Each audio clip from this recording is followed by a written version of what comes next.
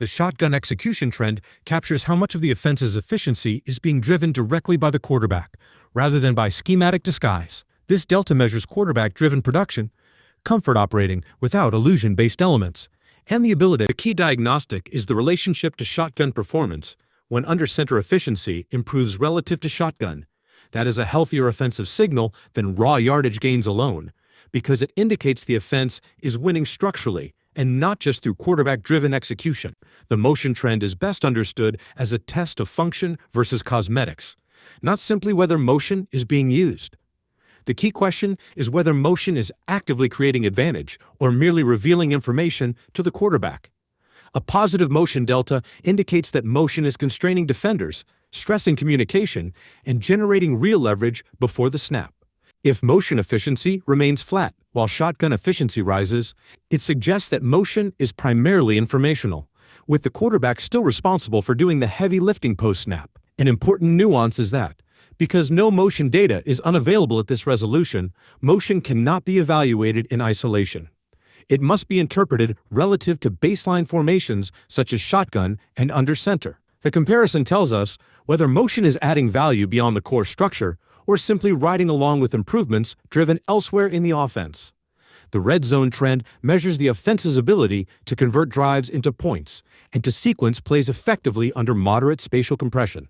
It captures whether possessions that move the ball are actually being rewarded on the scoreboard rather than stalling short of payoff.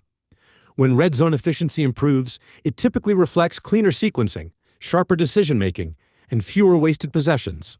If the trend is flat or declining, it suggests that while drives may still exist, finishing remains inconsistent and points are being left on the field. This is the area where offensive efficiency most often misleads analysts who focus only on total yardage. Yardage can accumulate between the 20s, but red zone performance determines whether that movement translates into sustainable scoring and ultimately into wins. Goal-to-go efficiency is the most important split because it functions as a true playoff signal. These situations are fully space-collapsed, defenses are maximally prepared, and success is almost entirely execution-driven. When goal-to-go efficiency improves from week 13 to week 14, it indicates that the offensive identity is solidifying and that there is growing trust in both the quarterback and the offensive line to execute under maximum pressure.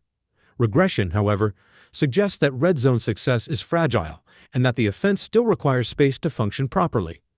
The hard truth is that teams which fail to improve goal-to-go efficiency as the season progresses rarely survive against playoff-caliber defenses, where space and schematic generosity disappear.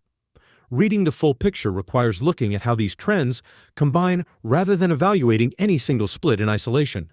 The best-case trajectory is one in which shotgun efficiency is stable or rising, under center efficiency improves, motion efficiency increases, red zone performance trends upward, and goal-to-go efficiency also improves. That pattern signals an offense that is diversifying its methods of winning rather than narrowing them. The risk trajectory looks very different. Shotgun efficiency rises while under center efficiency declines, motion remains flat, red zone performance stagnates, and goal-to-go efficiency drops. That combination points to an offense becoming increasingly quarterback-dependent and structurally compressible, which is a meaningful warning sign as defensive quality rises. From week 13 to week 14, the Chargers' offensive profile should be evaluated less through raw output and more through the direction of its efficiency shifts. When gains are concentrated primarily in shotgun structures without corresponding improvement under center or in goal-to-go situations, the offense is effectively narrowing its margin for error by leaning more heavily on quarterback execution. Conversely, any week-over-week improvement in under-center efficiency or goal-to-go performance signals a healthier offensive trajectory, one that is better equipped to withstand defensive tightening and structural stress as the season moves toward playoff-level competition. End split represents the clearest play caller help axis in offensive evaluation because it isolates how much efficiency is being manufactured by scheme versus how much is being earned through quarterback execution. A large gap where play action significantly outperforms non-play action indicates scheme-dependent efficiency, with the quarterback thriving when structure creates conflict and forces defensive hesitation. A small gap, by contrast, suggests the quarterback is generating EPA without relying on illusion, pointing to more defense-agnostic success. The directional delta adds further insight. A rising play-action delta late in the season often means the coordinator is leaning into protection and insulation, using illusion to stabilize efficiency. A falling delta suggests defenses are sitting on tendencies and no longer being stressed by play-action looks. In practical terms, if Justin Herbert's EPA were to collapse without play-action, that would indicate play-caller leverage rather than quarterback decline, a distinction that matters when diagnosing responsibility and projecting sustainability. NewsBit is designed to measure how much advantage the offense is gaining through defensive identification and whether receivers are winning before the snap or after it. At its core, this axis tells you if success is coming from clarity and diagnosis or from players winning within coverage rules. And when motion-heavy looks drive efficiency, it suggests the offense needs pre-snap information to function optimally and is winning by diagnosis rather than isolation. When no motion efficiency holds up, it points to receivers beating coverage rules on their own and a quarterback confident in leverage throws without needing confirmation. The directional delta is especially telling late in the season. A sudden drop in motion-related EPA often signals that defenses are disguising more effectively, while gains from motion indicate the coordinator is adapting and finding new ways to stress communication and assignments. Splits are analytically distinct and should never be treated as interchangeable. Red zone performance is driven largely by play design and spacing, route sequencing, and quarterback decisiveness under moderate compression. Goal-to-go situations, by contrast, strip away that space and test physical dominance, box advantage, and the credibility of the run-pass threat. Each split is measuring a different form of offensive competence. When red zone efficiency is strong, but goal-to-go efficiency is weak, it indicates an offense that wins in space but struggles when forced into tight boxes and condensed leverage. When the opposite occurs, goal-to-go efficiency is strong, while red zone efficiency lags. It points to a more physical team that can impose itself near the goal line but lacks sequencing or creativity earlier in the red zone. The late-season delta provides critical insight. Improvement in goal-to-go efficiency suggests growing offensive line cohesion and increased play-caller trust, while a dip in red zone efficiency often means defenses have caught up through scouting and are anticipating concepts more effectively. Interpreting the output correctly requires understanding what different forms of dependency are actually telling you about the offense. High play action dependency means quarterback efficiency is tied to illusion, with play design creating conflict for defenders rather than the quarterback consistently winning on pure dropbacks. That can be effective, but it also implies less dominance when defenses are disciplined and prepared to eliminate schematic advantage. High motion dependency indicates the quarterback relies on pre-snap clarity to operate at peak efficiency. The offense is winning through diagnosis and rhythm, which can be very efficient week to week, but it becomes harder to sustain against elite defenses that disguise well and communicate cleanly. Finally, high shotgun volatility reflects a quarterback whose performance is sensitive to coverage plans. That profile carries explosive upside when looks are favorable, but it also means defensive counters and game planning matter greatly in determining weekly outcomes. This framework gives you defensible language that accurately reflects what the data is and is not saying. You can now credibly state that Herbert's EPA is structurally supported rather than fragile, with motion acting as an amplifier of efficiency rather than its source. You can also support the claim that the Chargers rely on play action to stabilize efficiency on early downs when sequencing and leverage matter most. Finally, the output allows you to say, when the splits warrant it, that this is a coordinator leverage defense, rather than one entirely carried by the quarterback, grounding the conclusion in observable structural dependencies instead of narrative or box score results.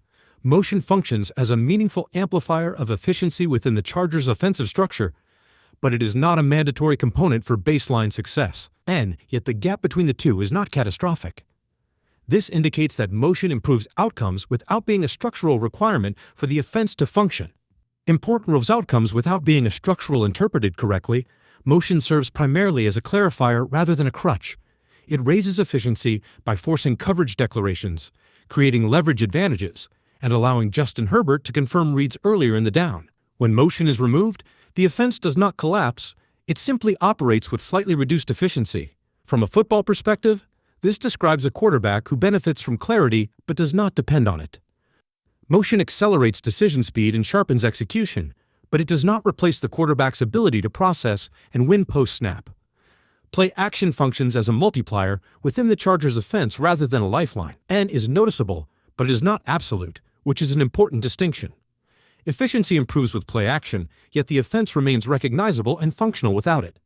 Interpreted properly, play action is being used in a healthy, disciplined way to stabilize early downs, protect against aggressive fronts, and slow second-level defenders without becoming the sole driver of production.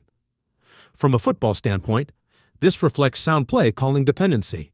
The coordinator is actively helping the quarterback by shaping advantageous situations, but the quarterback is not being hidden or propped up by illusion-based design.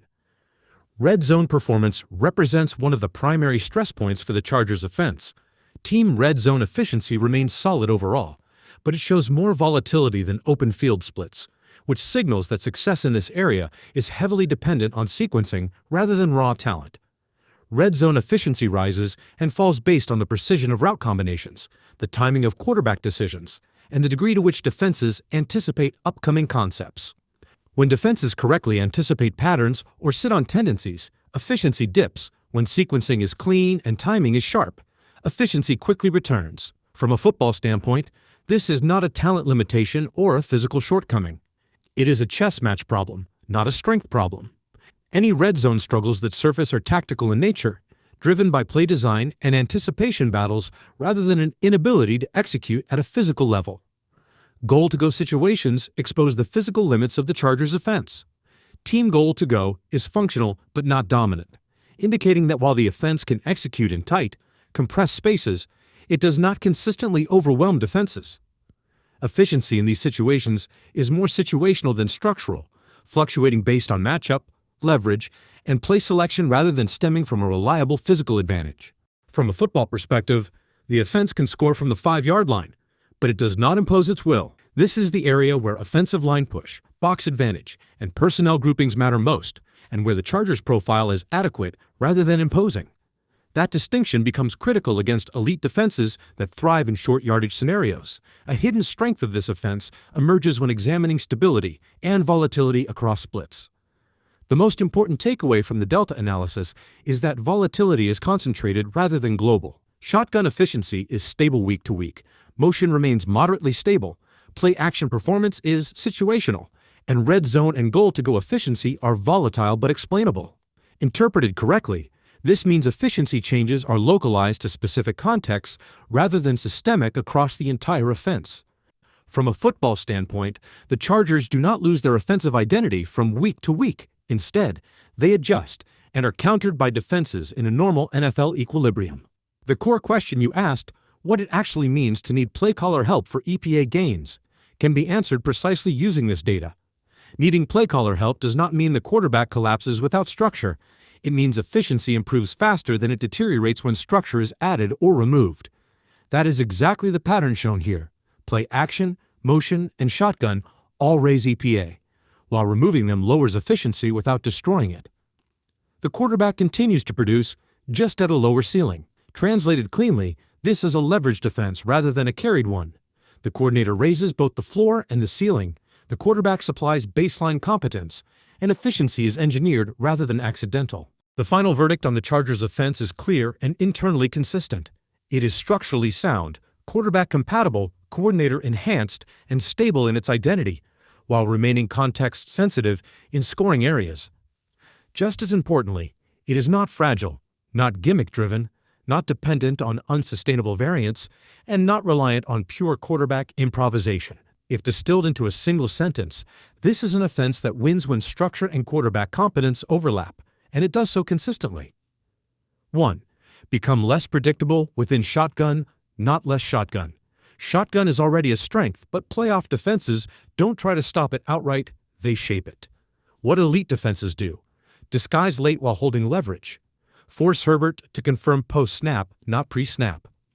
Sit on favorite spacing concepts, stick, choice, glance, shallow cross. What must improve? Post-snap answers, not new formations. More built encounters, sit, burst, shallow, pivot, glance, pace a seam replace. Route conversions that trigger after leverage declares. Timing variance. Occasional late developing concepts to disrupt defensive rhythm. Protection flexibility. Hot answers that punish simulated pressure without abandoning depth. Bottom line. Shotgun must become harder to sit on, not less central. 2. Reclaim undercenter as a weapon, not a costume. Playoff defenses sniff out fake ambiguity fast. If under-center snaps don't force hesitation, they lose value. What's missing? Too many under-center plays resolve too cleanly for defenses. Linebackers aren't consistently conflicted after the snap. What needs to change? Harder run-pass conflicts, and with same backfield action, different route geometry. Identical first steps, opposite second-level stress. Delayed punishment.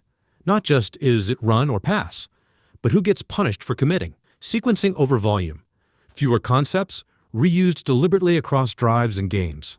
Bottom line. Under center must extract a cost from defensive certainty. 3. Motion must create stress, not just information.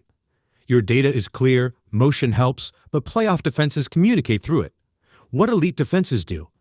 Pass off motion cleanly. Use motion to bait throws rather than concede leverage. What must improve? Late motion. Force communication at the snap, not before it. Motion with consequence. Motion that changes fit responsibility, not just coverage ID. False tells. Motion that looks like information but leads to post-snap traps. Bottom line.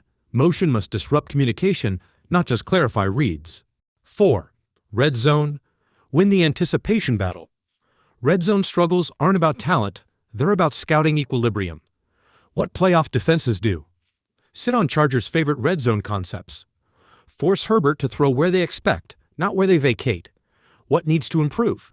Counter sequencing. Show a concept twice. Break tendency the third time. Receiver-driven solutions, as more option routes and leverage reads inside the 20. Faster no-illusion answers. One red throws with predefined leverage rules. Bottom line. Red zone success must come from beating expectation, not perfect execution alone. 5. Goal to go. Add one reliable physical answer. This is the true playoff separator, and your analysis is dead on, functional, functionally imposing. What playoff defenses do? Shrink space? Eliminate illusion. Force the offense to declare how it plans to score. What must improve? You don't need dominance everywhere. You need one-answer defense's fear. Options. A credible downhill run that forces heavy boxes. A play-action counter-off that's been repped all year. A condensed set-pass concept. Herbert can throw blind on leverage. Bottom line. Goal to go doesn't need variety. It needs inevitability. 6. Reduce dependency clustering. The biggest playoff risk in your data isn't any single dependency. It's too many stacking together in the same situations. Danger pattern, shotgun help, motion flat, under center. Goal to go. That profile becomes compressible against elite opponents. What must change? Win some downs without motion. Win some scores without play action. Win some goal-to-go plays without spacing. Bottom line.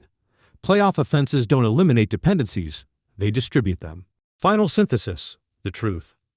To be better versus playoff defenses, the Chargers must 1. Make shotgun harder to defend post-snap. 2. Restore under-center snaps as leverage tools, not decorations. 3. Use motion to disrupt communication, not just identify coverage. 4. Out-anticipate defenses in the red zone. 5. Establish one unavoidable goal-to-go solution. 6. Avoid stacking too many dependencies in the same situations. The key sentence. The Chargers don't need to be more creative. They need to be more punishing when defenses are right.